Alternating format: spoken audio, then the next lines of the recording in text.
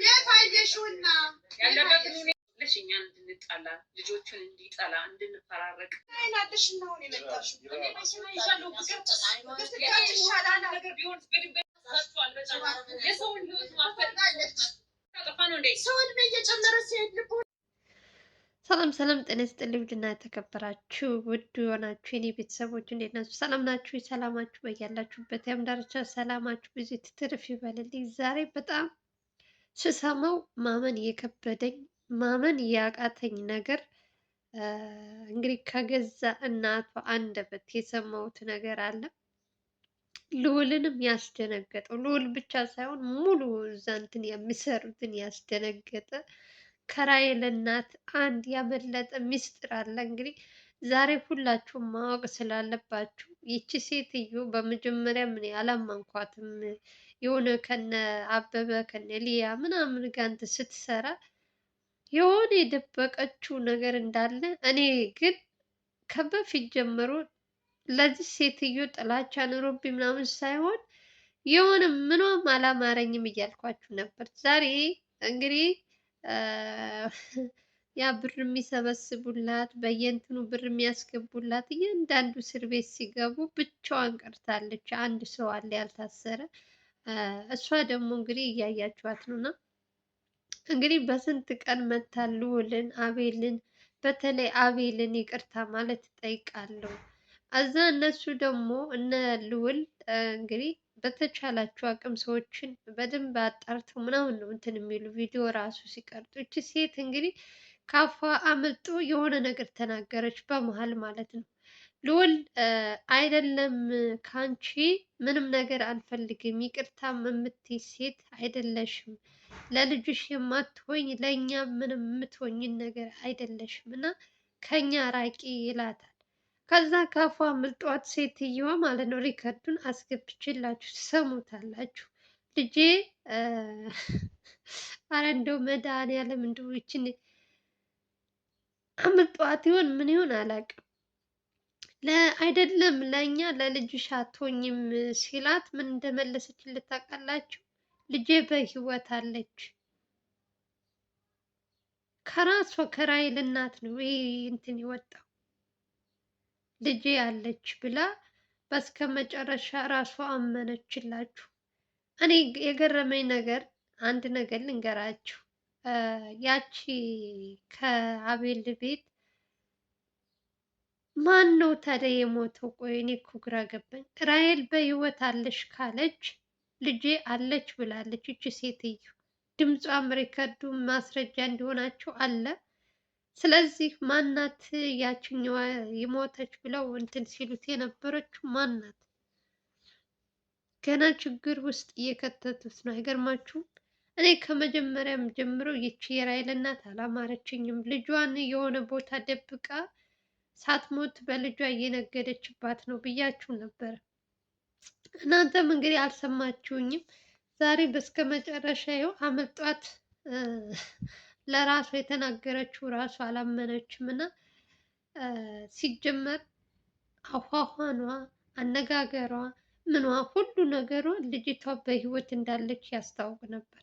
ግን ደግሞ እኛ ደግሞ ካላየን አናምንም የምንል ሰዎች ስለሆነ ይቺ ሴት ምንም ነገር ብትል አብዛኞቻችን አላመናትም። ልጅቷ ሞታለች ብለን ተቀብለናል። ግን ከዚህ በፊት ካስታወሳችሁ የገዛ የራሔል እናት የራሔል ጓደኛ ማለት ነው፣ ሶሪ የራሔል ጓደኛ መታ ራሔል እንዳለች ራሔል አልሞተችም፣ እናቷ ከኔ ጋር መገናኘት አትፈልግም፣ ከራሔል ጋር እንድገናኝ አትፈልግም፣ እያስፈራራችኝ ነው ምናምን ብላ ለልዑል ነገረችው። ልዑል ደግሞ ያንን ነገር ሲያጣራ እንግዲህ ቆየት ብሏል ነገሩ፣ ከረሳችሁት አላውቅም።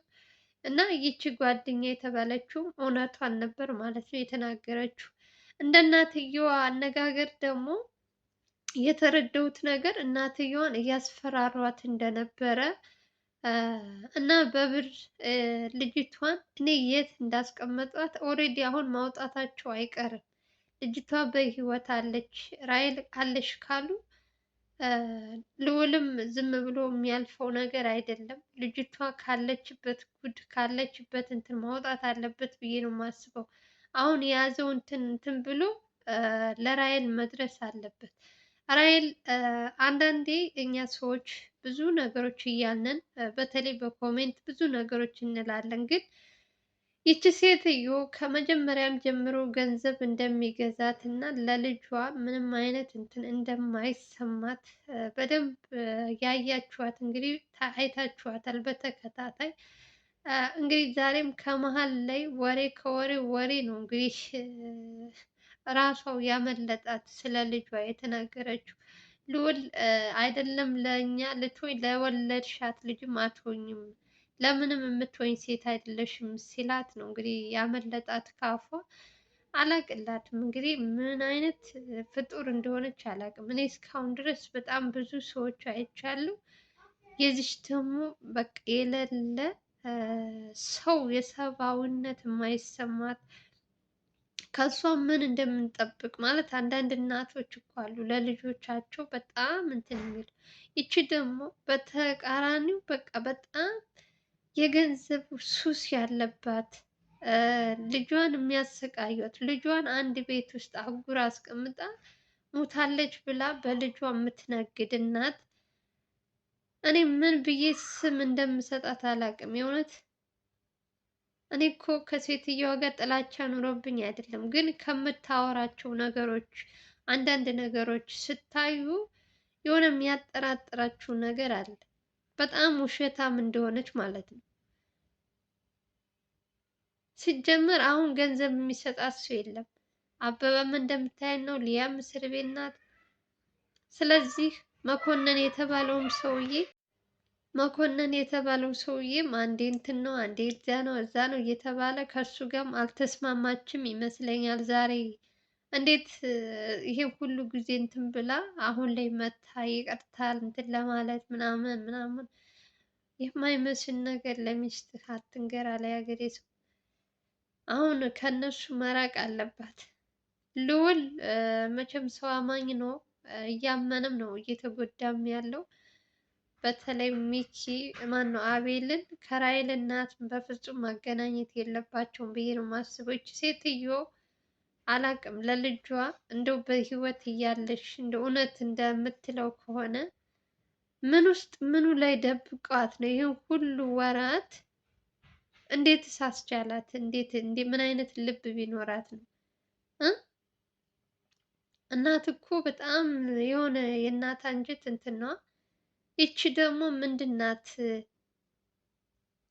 ምንም ቃል የማይገልጻት ሴት። አጋሰስ ገንዘብ እና ገንዘብ ብቻ ስትል ብቻ ልጇን ይህን ሁሉ ቀናት ይህን ሁሉ ወራት እኔ ያላቅም። የእውነት ልዑል ክው ነው ያለው። በቃ ሴትዮ እየቃዠች ነው ያለው። የምታወራውን ነገር የሆነ ወይ ጠጥታ ወይ አላቅላትም፣ ብቻ ጤነኛ አይደለችም ሲጀመር። አንደኛ ነገር ምንም ከነ ልዑል ጋር ከነ አቤል ጋር ይቅርታ ብላ ምናምን እነሱን እንትን ለማለት አትሞክርም። ከዚህ በፊትም ልዑል እሷን ሴትዮ ቤቷ እየሄደ እንትን ቤት ሲያደርግ ምናምን ስለ ልጇ ለማጽናናት ግን ከዛ በኋላ ግን ሴትዮዋ ምን አይነት አደገኛ እንደሆነች ሲያውቅ ከነጭራሹ አቆመ። ስራ ቦታ ራሱ እየመጣች እንደዚህ ብትለው ራሱ አቆመ። ከዛ ከነጭራሹ ከማን ነው አቤል አጎት ጋር አብራ መስራት ጀመረች ድርጅቱ ላይ እና ብዙ ነገሮች እያዩባት አልታሰረችም። ብዙ ጥፋቶች እየታየባት ለምን እንደሆነ አላውቅም። ብዙ ወንጀለኞች እስካሁን ሲታሰሩ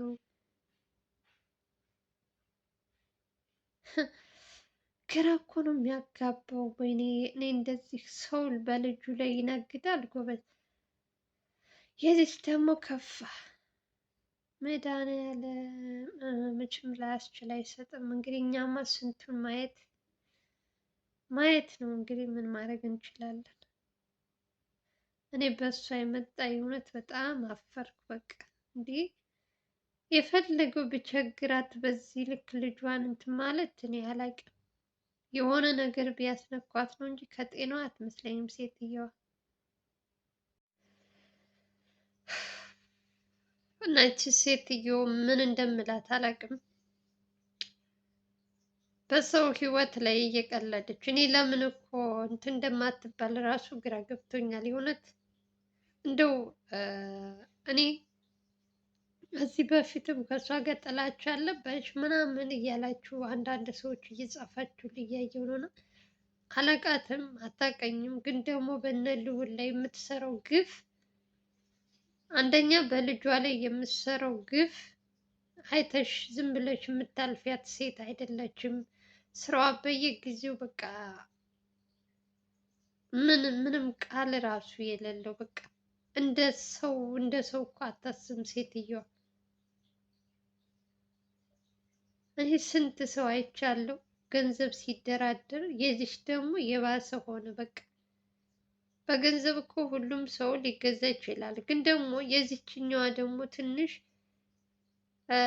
ለምንም ነገር እንትን የማይል ነገር ነው። እና ዛሬም ራሱ ይሄን ነገር እንትን ስትል እየተጠራጠረች ማለት ካፏ ምጧት ነው ከወሬ ወሬ እንጂ ልትናገር እንትን ምንም። እኔ እስከ መቼ ደብቃ ልጅቷን እንደምታስቀምጣት አላውቅም። ልዑል አሁን ትኩረት ማድረግ ያለበት የራሔልን ጉዳይ ነው። ራሔል የት እንደደበቋት ይቺ ሴት እንግዲህ እነ ማነው ስሙ የቤት ሰራተኛዋ የአቤል ማለት ነው ሊያ አበበ ሁለታቸው እዛ ሲያወሩ ከሰማችሁ ሌላ ነገር እየቀበጣጠሩ ነበር። ግን ደግሞ ባዶም ሊሆን ይችላል እኮ ሳጥን ብለው ያስቀመጡት እዛ ቤት ባዶም ሊሆን ይችላል። ሚኪ ማን ነው አቤልን እንትን ወጥመድ ለማስገባት እሱን ለማሳሰር ሆን ብሎ የተዘጋጀም ሊሆን ይችላል። እኔ ባዶ ቢሆን ደስ ይለኛል፣ ምክንያቱም ማንም ሰው እንዲሞት አልፈልግም። ልጅቷ ካለች በህይወት ባዶ ሳጥን ነው ማለት ነው። እዛ ይህ ሁሉ ቀናት ልጁን ሲያስጨንቁት የነበሩት። የስራችሁ ይስጣችሁ። የእውነት ሰው የስራው አያጣም። በዚህ ልክ ሰዎች ስትከፉ፣ በዚህ ልክ ለሰዎች ጉድጓድ ስትቆፍሩ፣ አረ በስመ አብ ሰው ክፉ ነው የእውነት።